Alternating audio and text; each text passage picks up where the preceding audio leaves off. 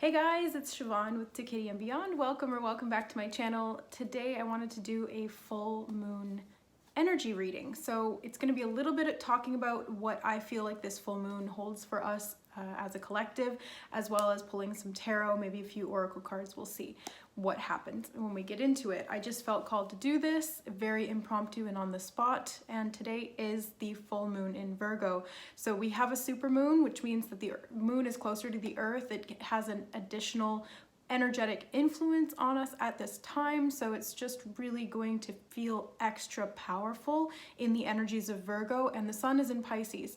So we have this earth and water mix, and whenever I see earth and water together, I see them as something that we're breaking down to build more of. So something to do with health, maybe finances as well, as Virgo is very concerned with organization, implementation, and new beginnings as well. And then Pisces is very intuitive and empathic, clairsentient, mystical even. So this is putting those two very opposite things together to make something stronger and more long-lasting. So let's see what the cards hold for the Virgo full moon. I also have the full moon spread if you guys are interested in knowing what's going on for you. I love how it's temperance, which is kind of exactly what I was talking about. It's bringing those two things into harmony, and this is such a perfect depiction of that because it's two cups pouring one into the other, 1 foot on earth, 1 foot in the water. So it's exactly where we're at right now. We have 1 foot in Virgo and 1 foot in Pisces. So on top of that, we have Mercury coming out of its retrograde phase. We still have the shadow phase until around the 30th, I think, but it's not going to affect us as much. Communication is going to get easier.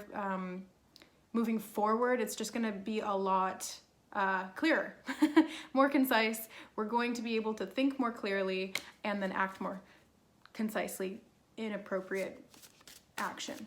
So yeah, Virgo, temperance, very much about finding that balance. Trial and error.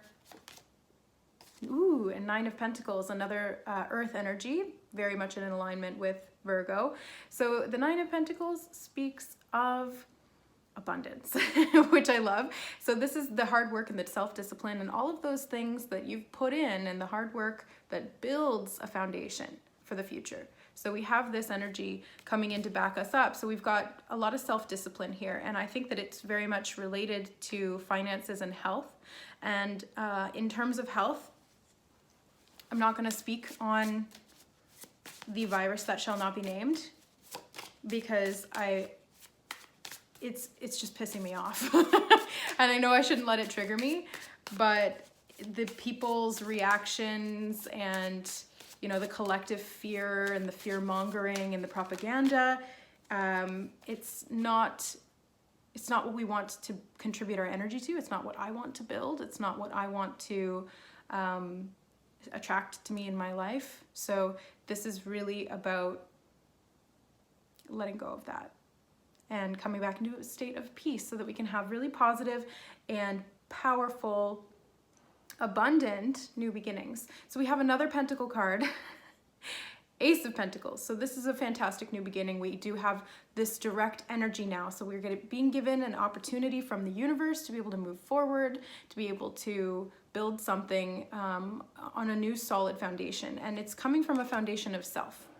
So this is where Virgo really steps in and helps us. We get to see areas of ourselves that need a little bit of a tune-up, and the Temperance card helps us to do that. So if we need to change our diet, we can do that. We can start small and then we can build our way up. And that's exactly what the Ace of Pentacles with the 9 of Pentacles is all about. We're starting small and then we work our way up from there through trial and error, seeing what works, what doesn't work, what's going to be best for us, and so on and so forth. And that helps us create a solid foundation. It will yield abundance going forward, and it helps us to be in balance as we go through this transition.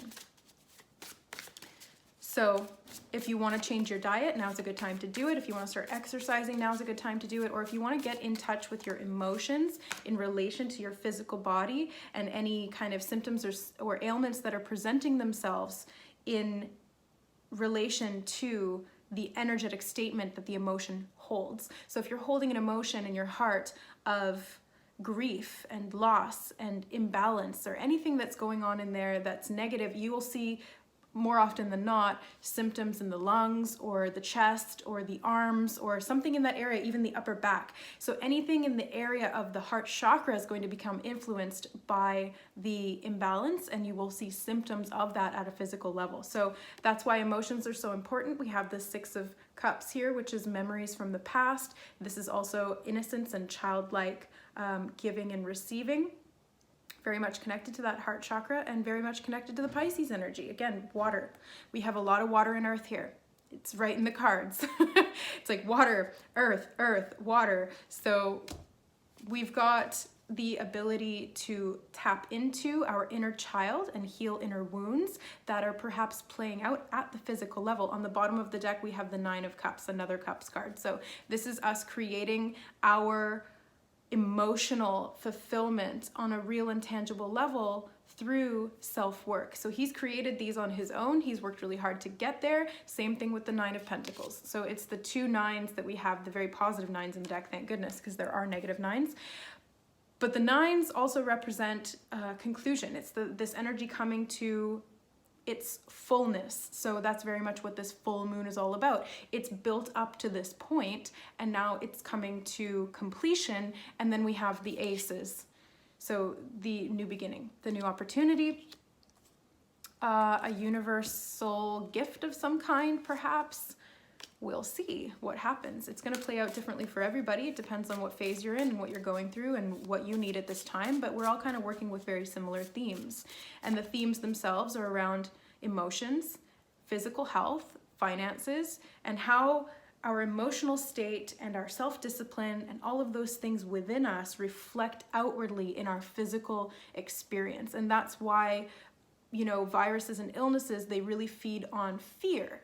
And it's important that we kind of purge that out of ourselves or deal with it through shadow work, through self-work, through inner child healing, through all of these things, so that we don't end up becoming influenced by that energy, so that we don't end up allowing the emotions to control us. So we also have another Pentacles card, the 10 of Pentacles. So this is everything coming to completion, full completion, and then building on that with a new cycle. So 10 is the end of the Pentacles cycle, and it is the beginning of a new cycle built on top of that old foundation. So anything that's been established up until that point is then going to be very solid, secure, stable, and long-lasting. The 10 of Pentacles really speaks of generational wealth, generational health as well. So we're not only healing timelines for ourselves and our own wounds, we're also healing it within the DNA, which goes back in our lineage. So we're healing things that that have gone down the line, passed down through consciousness, through DNA, because that's exactly what DNA is. It's an expression of consciousness through coding,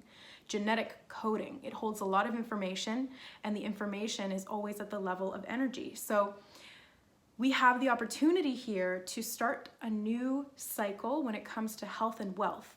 And those two are very synonymous. They come together a lot of the time, because health, first of all, is wealth. If you have wealth but no health, then you really don't have anything, because you can't take physical wealth with you.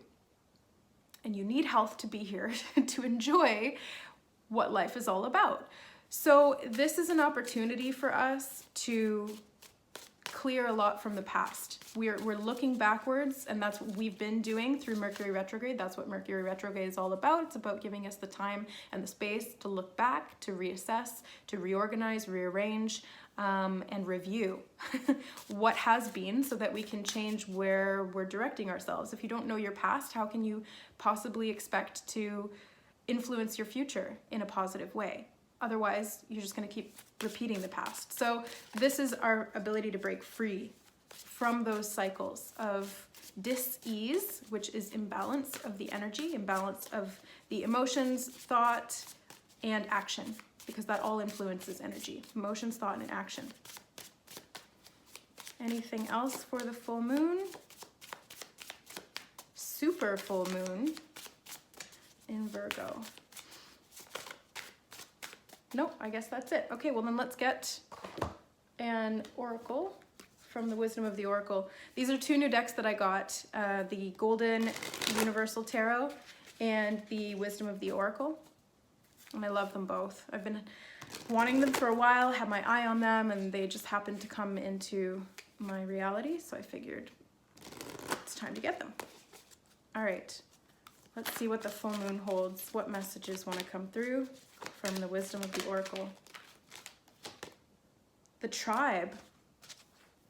So this really speaks to me of soul tribe, so coming together with people of like mind, of like energy, or people in your family as well. The tribe can be, you know, root chakra energy, and that's very much connected to Virgo as well. So we have an opportunity to connect to our tribe through our lineage, through ourself, and through action. So if this means going out and reconnecting with the people that you have history with, not negative history, obviously, but this is something that the people who have been there for you, the people who have supported you or who you've supported, and this is really just coming back together again to celebrate that in some way.